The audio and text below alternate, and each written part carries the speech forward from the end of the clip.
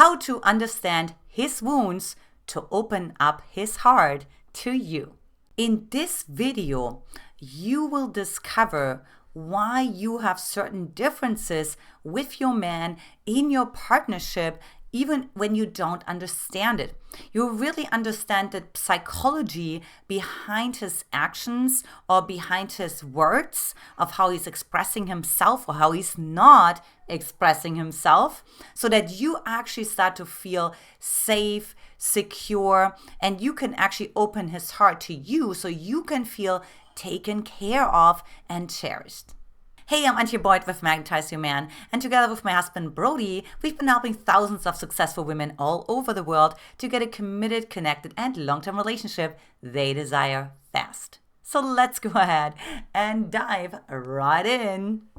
Now, to preface, there are 5 types of men who all have a different wound. And then, of course, once you know what the wound is, then you get to actually, communicate in a different way, understand them in a different way so you can have more harmony in your relationship. All right, I'm really excited about telling you about the 5 wound pattern types of men that you can encounter, because it's going to open up a whole world of understanding for you so you can have the relationship of your dreams and overcome the differences that are simply hardwired inside of yourself. Type number 1 is the avoidant.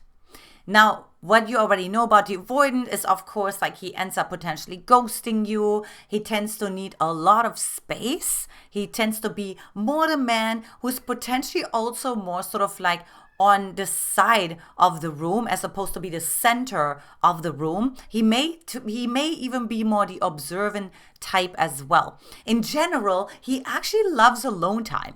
Like, he's actually not necessarily a people person at all. And also, he tends to disassociate very quickly. And this could look like that he's like leaving his body, right? He's forgetting things, right? You say something and then he totally forgot that you said that or that he said that. And he's just kind of like absent-minded oftentimes. Now, this is the avoidant type, and the wound of the avoidant type is that they don't feel safe in the body. Now, this may have been caused because they were a preemie, maybe they were in the hospital for a long time when they were so itty bitty tiny, right? And of course, totally helpless in some way, shape, or form, learned that they are not safe to be in their body, that they're actually safer when they're outside of their body, when they disassociate, when they're with their, angels or with God, or, right? So they just kind of like to leave the world for a moment.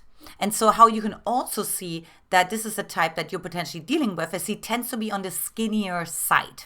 He tends to have low muscle fat, things like that, because he's like leaving his body all the time. So the energy, the matter is like leaving his body as opposed to going into his body.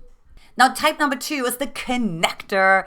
He loves people. He's the collaborator, but he also tends to be a little bit more on the anxious side. He needs approval, right? He needs to know that he's liked. And this is because he didn't get his needs met when he was a little boy. Now, maybe he got sleep trained. And what do we know about sleep training is, of course, you let the baby cry out. Now, what does the baby learn in that moment is like, my voice doesn't matter. My needs don't matter, okay? And then the nervous system gets deregulated and anxious, right? Or maybe he got inconsistent attention from mom or dad, right? Maybe dad was long hours at work or things like that, and he just didn't get his emotional needs met, or maybe didn't get as many hugs as he needed, whatever the case may be. But this particular person loves like hugs, loves a lot of like physical sort of affection and that kind of thing, because like that's what he didn't get. So oftentimes also his love language tends to be more like touch. So if that's like what you're dealing with, this could be the man that you're dealing with. He's also feeling a little bit more on the softer, feminine sort of side of things. So you end up actually having to be more the masculine. That can, of course, lead to a lot of frustration. Now, number 3 is the passive type. And the passive type is there because when he was in the stage, when he was developing his own agency, of course, when he was a little boy, and he had a great idea and he took action on it, he got stopped. He got shamed. He got criticized. And because of that, he decided, I'm not going to initiate. It's really that simple. So if you find yourself to be in a relationship where you feel like, gosh, I have to take all the initiative, but when he has totally the potential for it. Look, I have so many passive types that I see that are C-level executives. Now, those particular men have massive capacity, but they don't want you to find out that they have that capacity because they don't want to be held accountable. Because last time they got accountable for their actions, they got punished, they got criticized. So they're going to say no. And they also tend to be more on sort of like more the very grounded side. To me, they feel like a tree. They're almost like half in the earth. It's usually a slower energy. They don't talk really fast. It actually takes a lot for the energy to move. So sometimes it can feel actually really safe to be with them, because they feel like sort of really, it's like sort of like your rock.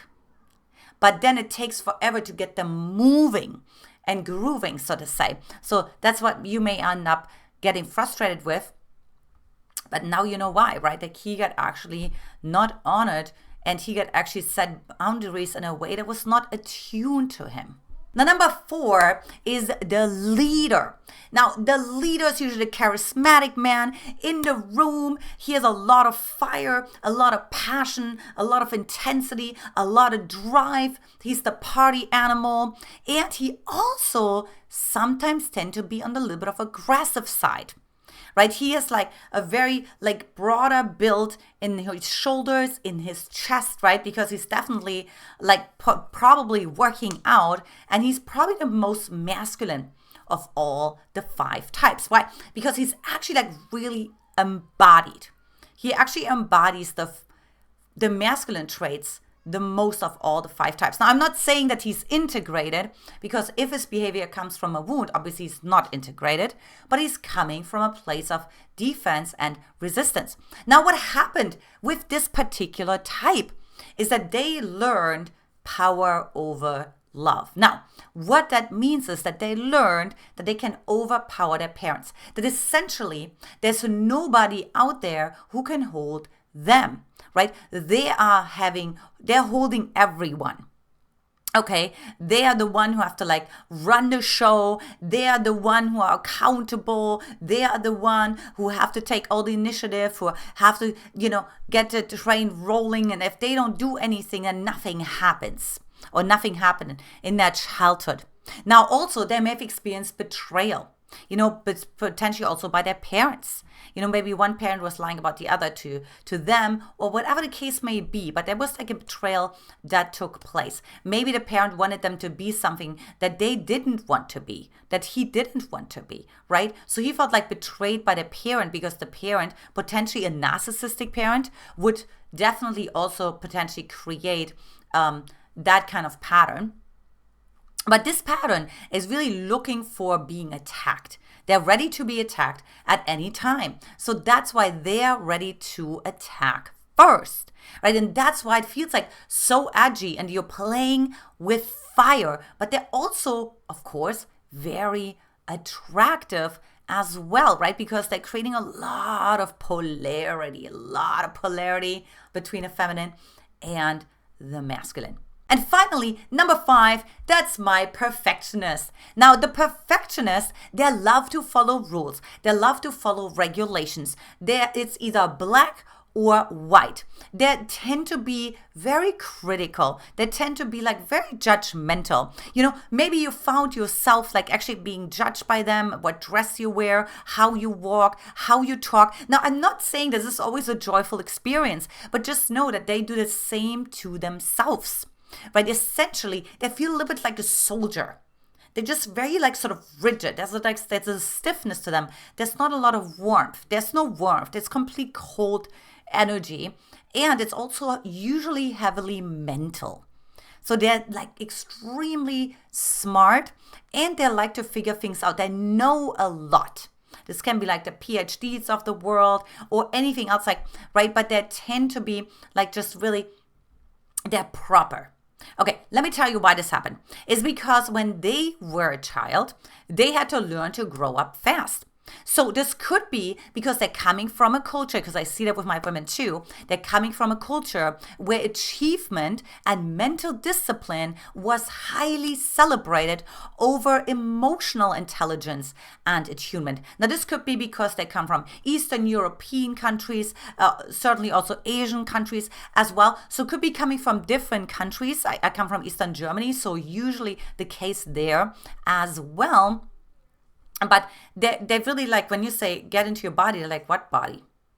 Right? They would almost like freeze if you ask them to come into their body, because they always have to know, and they don't know. They don't feel like they know when they're in their body, because they're actually putting their power, their authority into the external, but not into a person, but into a paradigm, right? Into sort of a system, something like, like a church or something like that, and so of course, like if you really find you're dating a man right now, be like, gosh, he always needs to be right, he always needs to argue about this, although this could also be pattern number 4, right? But pattern number 5 has really sort of this perfectionistic part about him, and he needs you to usually also be sort of more on that perfect side of things. By now you may take a deep breath, because maybe of relief, or maybe of insight. Now I understand like why my man acts the way he acts. And now, of course, it's up to you what you're going to do with it. Maybe you also identified what pattern you are. We didn't talk about that today because that could be a little complex, but I'm going to be doing a future video about that, because once you understand also what's your pattern, then you can see, wait a minute, how do we both work together? So for example, my husband and I is what I call compatible wounds. So he has a wound that's not the same like me, so we can support each other when we're in a conflict. We're not going to be triggered at the same time. So that's usually what you want to reach in your partnership. You want to make sure that one person is more resourced and can actually stay grounded and can actually stay secure and feel safe when the other person breaks down. Next, if you haven't yet, take my free love quiz and virtual coaching session by simply hopping over to getlovequiz.com to get a committed, connected, and long-term relationship that you desire without frustration, loneliness, and wasting any more time attracting emotionally unavailable men. Now also pop some questions in the comment section here as well. I'd love to hear what's your type, what's your man's type. Let's talk about it. Take care. Much love. Bye-bye.